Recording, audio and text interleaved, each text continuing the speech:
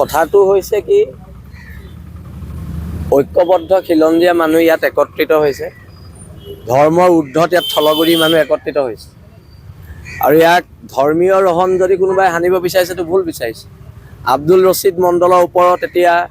কংগ্ৰেছে কি ব্যৱস্থা লয় সেইটো লক্ষণীয় হ'ব কাৰণ আব্দুল ৰছিদ মণ্ডলে খিলঞ্জীয়াৰ বিপক্ষে কথা কৈছে কংগ্ৰেছৰ পৰা বহিষ্কাৰ কৰে নকৰে তাৰ ওপৰত কথা হ'ব আজি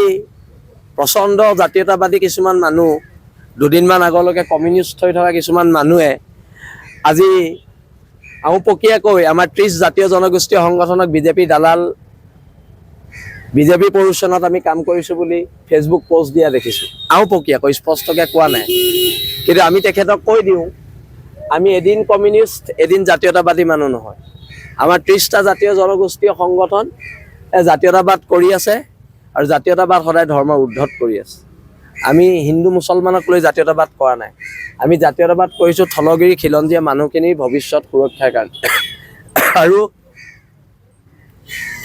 এতিয়া আব্দুল ৰছিদ মণ্ডলে যি হুংকাৰ দিলে সেই হুংকাৰ কাক দিলে সেই হুংকাৰ 30টা জাতীয় জনগোষ্ঠীয় সংগঠনৰ স্বাভিমানক দিলে সেই 30টা জাতীয় জনগোষ্ঠীয় সংগঠনৰ ত্যাগক দিলে 30টা জাতীয় জনগোষ্ঠীয় সংগঠনৰ সৈনিকসকলৰ নীতি আদৰ্শক দিলে আৰু সি আজি শিৱসাগৰে 30টা জাতীয় জনগোষ্ঠীয় সংগঠন অসমৰ 30টা জাতীয় জনগোষ্ঠীয় সংগঠনৰ অন্তৰত আঘাত দিছে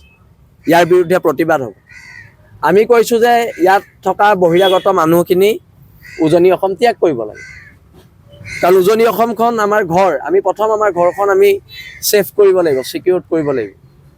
আৰু সেইকাৰণে আমি এটা কথা একদম স্পষ্টকৈ কৈ দিছোঁ যে 7 দিনৰ সময়সীমা আজি 3 দিন গৈছে আৰু 4 দিনৰ ভিতৰত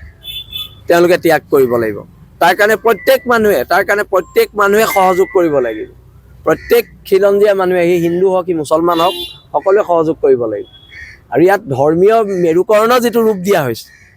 ধৰ্মীয় মেৰুকৰণৰ সেই ৰূপটোৰ বিৰুদ্ধে এখন সংগ্ৰাম হৈছে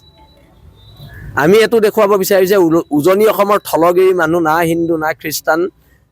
না মুছলমান আমি ইয়াত থলগিৰি হিচাপে জীয়াই আছোঁ অনাদি অনন্তকাললৈকে থলগিৰি হিচাপে জীয়াই যাম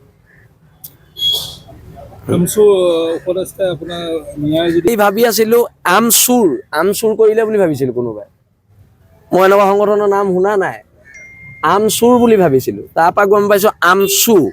এতিয়া আমচুৰ নে আমচু প্ৰথম সেইটো আমি প্ৰথমতে মই গম পাই লওঁ মই ভাবিলোঁ ক'ৰবাত কোনোবাই চুৰ কৰি নিলে শিৱসাগৰত মই সেইটো ভাবিছিলোঁ তাৰপৰা এতিয়াহে গম পাইছোঁ আমচু বোলে আম চুৰ হোৱা নাই মই বহুত আম চুৰ হ'ল বুলি ভাবিছিলোঁ চেণ্ট্ৰেল মাৰ্কেটৰ পৰা মই এতিয়া সংগঠনটোনো কি প্ৰথম সেইটো মই জানি লওঁ তাৰপিছত তেওঁলোকৰ ওপৰত আমি ৰিয়েকশ্যন দিম মাৰ্কেটৰ আম চুৰ হে ন ঠিক আছে হ'ব